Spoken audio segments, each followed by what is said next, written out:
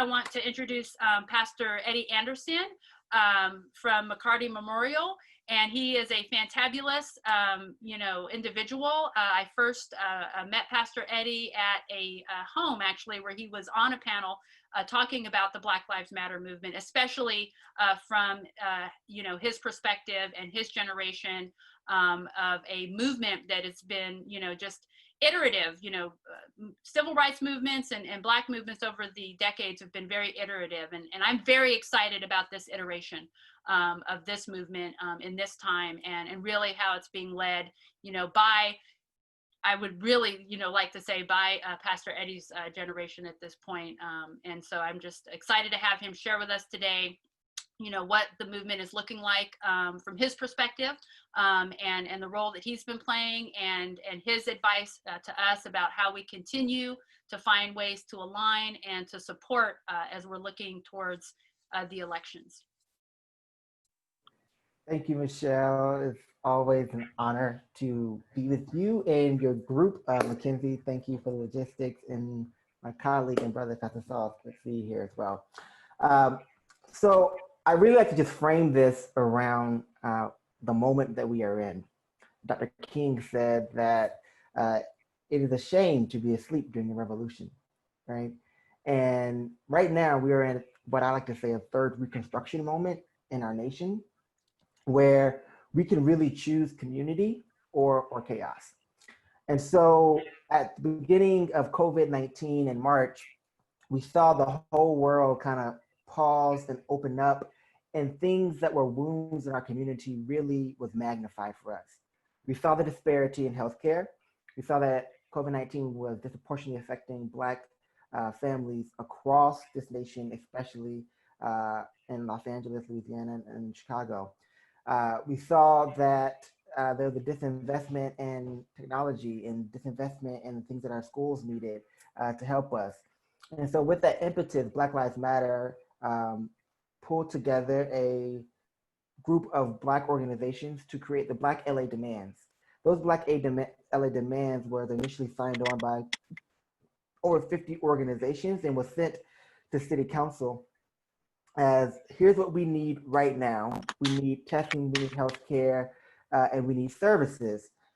And we realized in that moment, which Black Lives Matter has been doing for over the last 3 years, that the question has always been, we don't have money. That's always been the response. We don't have money to do this. We understand that racism exists. We understand that we've disinvested from the Black and brown communities, but we don't have money. And we said, well, you do have money because the city budget, 51% of it goes towards the LA Police Department. So why does LAPD have 51% of the budget, and you're furloughing at this time all other city departments, and you are, and there's not enough health care for Black people to get health care. There's one major hospital in South LA. As some of you may know, where I live and do my ministry. As a pastor, I was protesting with Black Lives Matter, leading a protest, and I noticed the disparity was so great because as we were protesting, the police pulled up to a peaceful protest in full riot gear, which means that we are funding militarism in our society, but we're not funding healthcare, we're not funding education, we're not funding services. This is where the Black LA Demands transition to the People's Budget LA and transform to a resounding call of defund the police. Defund the police is a moral claim. It is a claim for me that comes straight out of the Bible.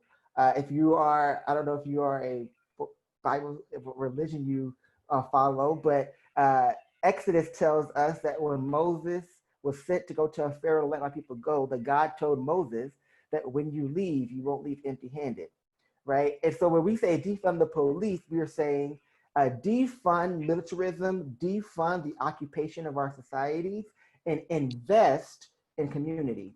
That safety is not only the absence of police, but is the presence of resources.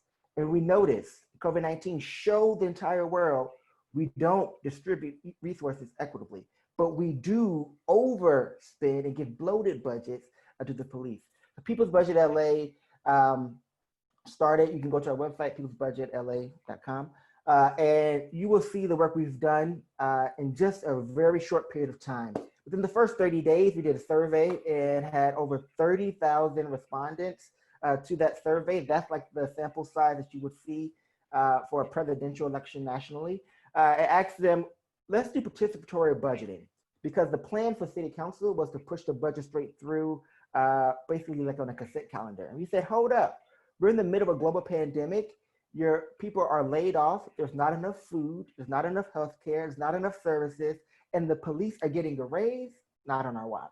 And so you saw those protests. You saw those movements in the streets, and you saw the phone calls to city hall. A city council, I had to admit that during this time, and we were talking about defunding the police, and we continue that message, they saw more people pay attention to the budgeting committee and what's happening at City Hall than ever before. And so we made those phone calls. The call was to defund the police. It wasn't to reduce the budget by $150 million, which they did, which is basically just cutting the pay raise, because the pay raise for this year for the police is $300 million. So if you cut it by $150 million, that means you're still just giving them $150 million pay raise. Let's be clear about what that meant, what that was. And so we saw two motions that were most important to us. The first was talking about how do we move police out of nonviolent responses. The LA Times gave an article that said that 90% of what LAPD does is nonviolent, and it does not need an armed officer. And so we said, how about we do that? How about we get rid of the officers and let community show what safety actually looks like in our neighborhoods and our communities, because we know what makes us safe.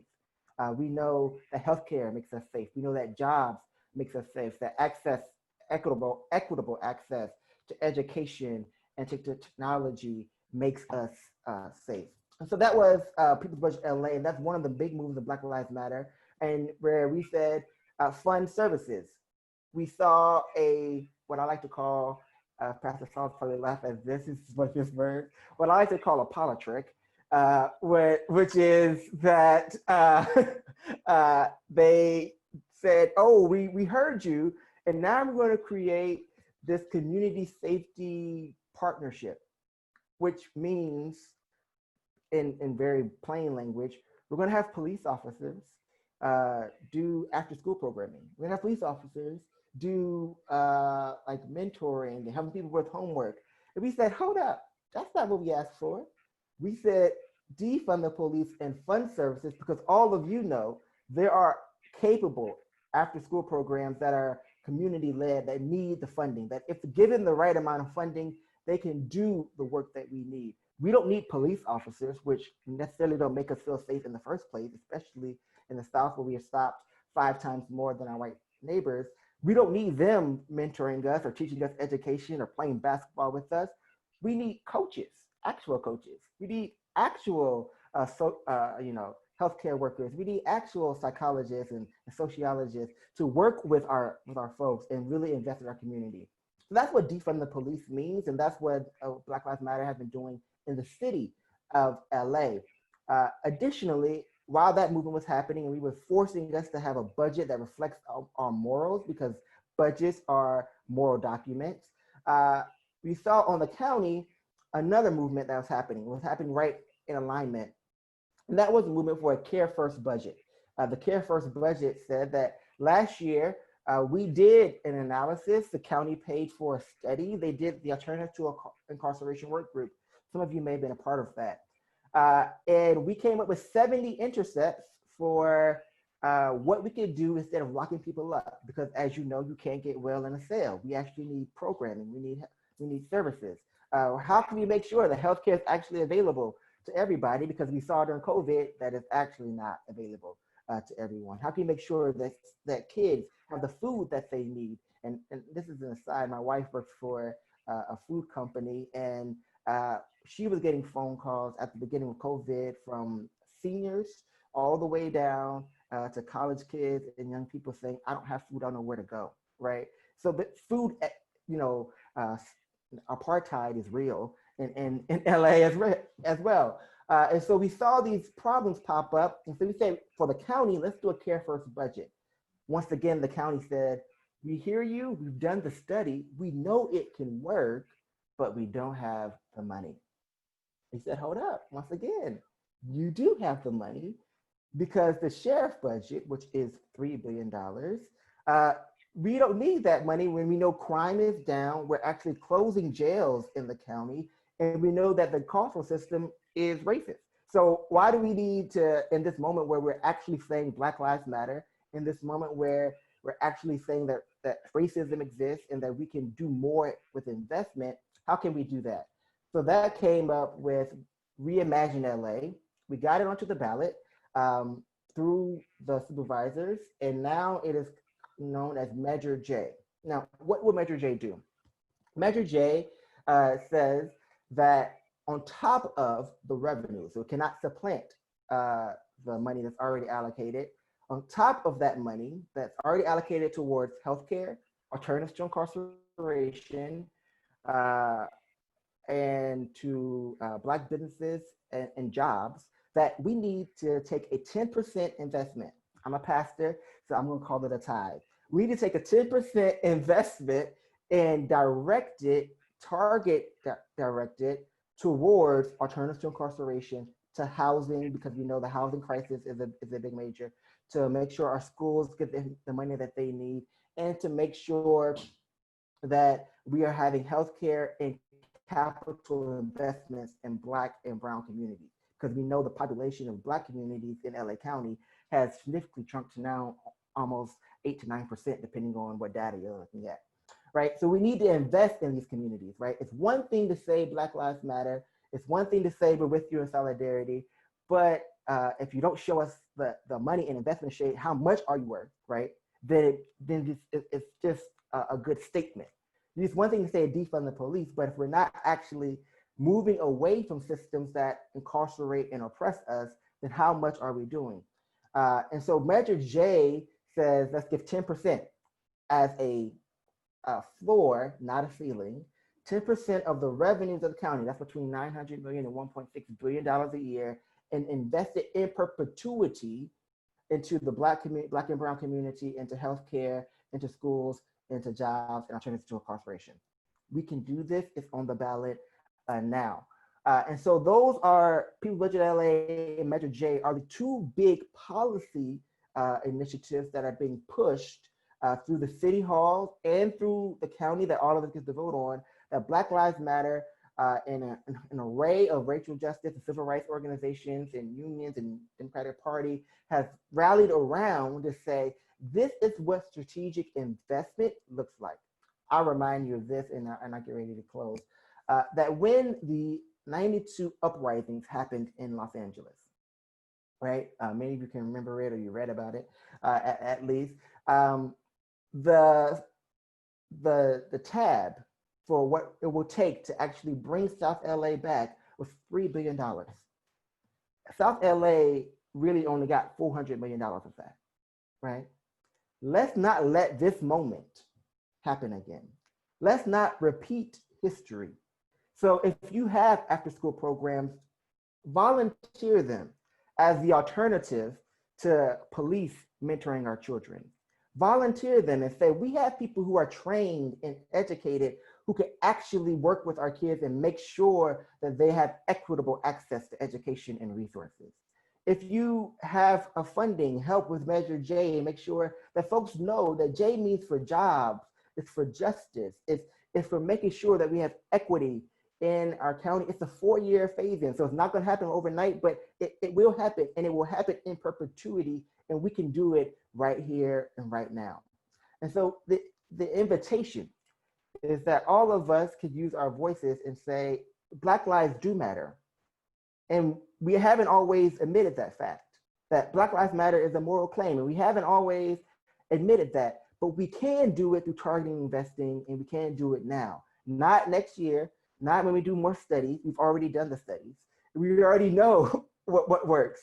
And now we need to invest the money and the funds to make sure it happens, so that my son, eventually whenever I have a child, I don't have a son yet, but my future son won't have to have a conversation with me around, Dad, what do I do when the police pull up behind me? Dad, why is my school not getting the same funding as my friends on another side of town? How come we don't have any fresh food in our neighborhood? Those are questions that we don't want to have that we don't have to answer anymore, because we can say we did it, we made it happen. So we're not asking for it, we're demanding it in this moment. And I'm inviting all of you to lean into your moral imagination in this moment, and to your resources that you have, and to step up to the plate and say, yes, there are alternatives to public safety, that we can reimagine it, and we know what works for our students, and say for our county, we know what can work as well, and we are the people that can make that happen, and we are the community agencies that can help shape this movement.